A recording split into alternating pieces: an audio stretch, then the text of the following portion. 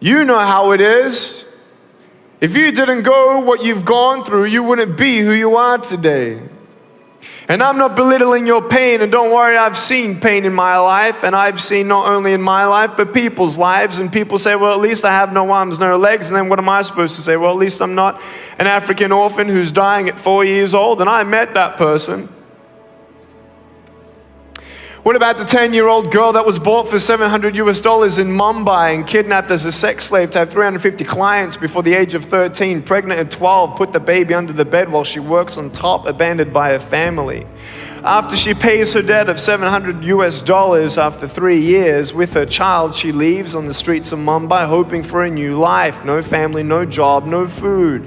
Her baby needs food. She gets raped, beaten up on the street. She comes back to the only way that she knows how to make money. She goes back to the brothels. She gets pregnant at 15 the second time, and then that child dies, and then 20 years old, she comes up to me. Yes, I have met this woman. She comes up crying. She says, Nick, I just found out I've got HIV/AIDS. And I got fired from being a prostitute. What do you say to that?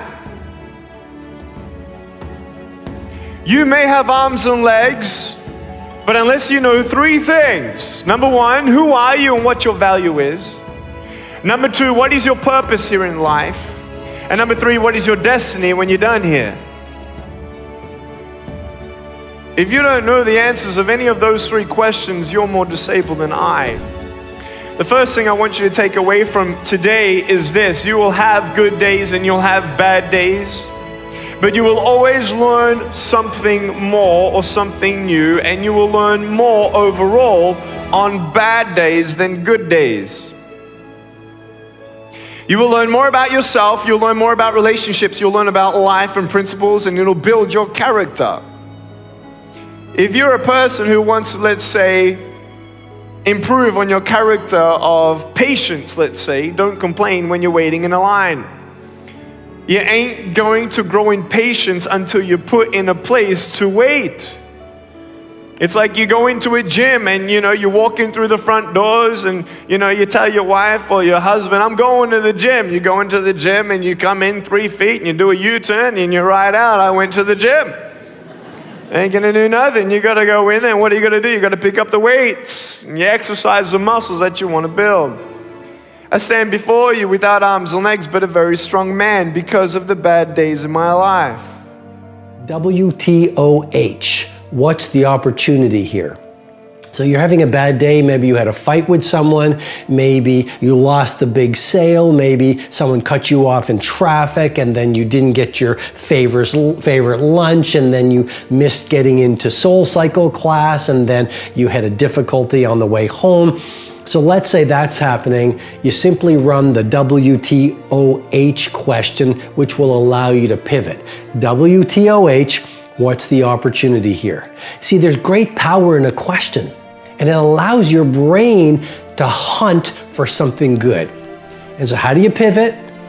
You ask yourself, what's the opportunity here? You have a fight with someone, let's say one of your family members.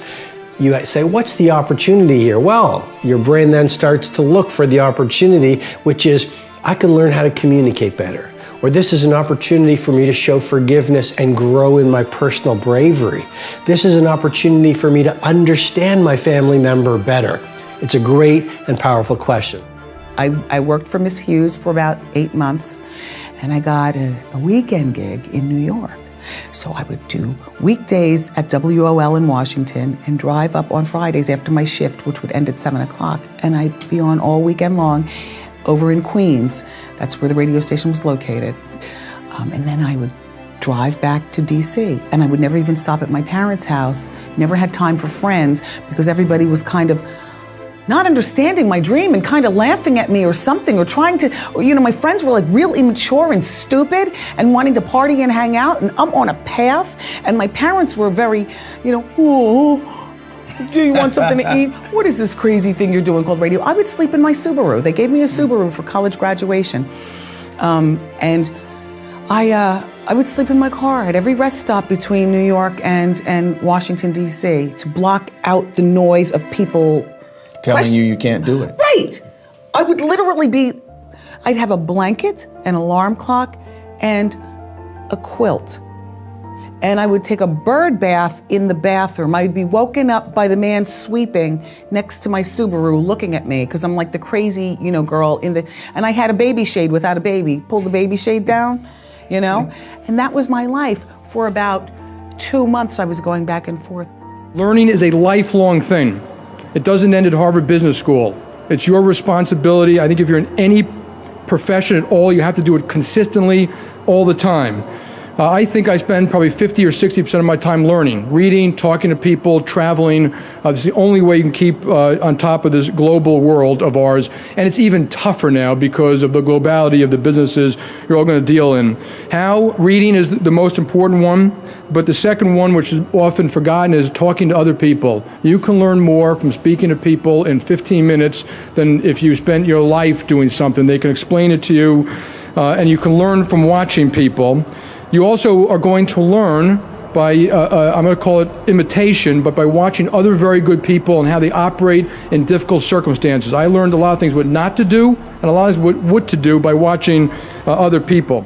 The main thing I try and tell all my friends, family, kids, is do your homework. Why do you want to compete with somebody on a level playing field and be exactly the same, have the same chances of winning as the next guy? Well, you already know you're at a disadvantage, so you need to change the odds. You need to tilt the odds in your favor, which means you need an advantage, because otherwise the next guy is going to beat you. Now, of course, if you go to a casino and stack the cards in your favor, what happens? They throw you out, beat you up? Even worse. Even worse. Even worse. In business or in life, it's called doing your homework and being prepared. And it's what you're expected to do. Stack the cards in your favor. There's no shame in that. It's not illegal.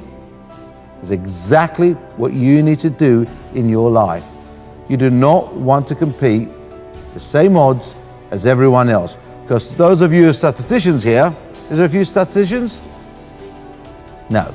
Okay, nobody does numbers in Oxford. Good. That's probably the other thing I was good at, numbers. You'll find out it averages out. So do your homework, prepare yourself, make sure you've got the advantage, because it just doesn't come.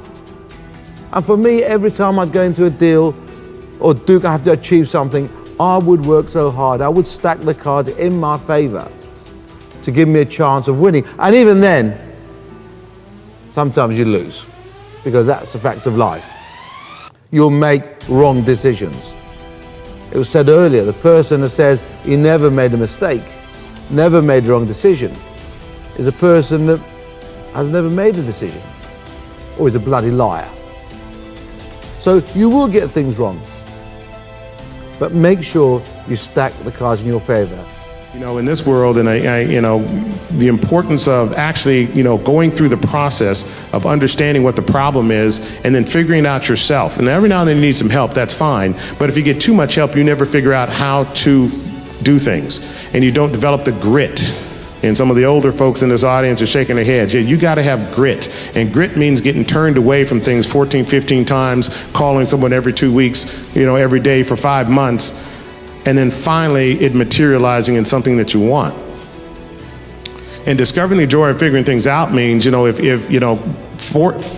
fight through those problems, understand and learn how you address those problems, and come up with the answers to those answers to those problems in a solution that is uniquely yours. That's an important part of growing up and solving problems, because if you can't solve easy problems now, you will not be able to solve difficult problems later.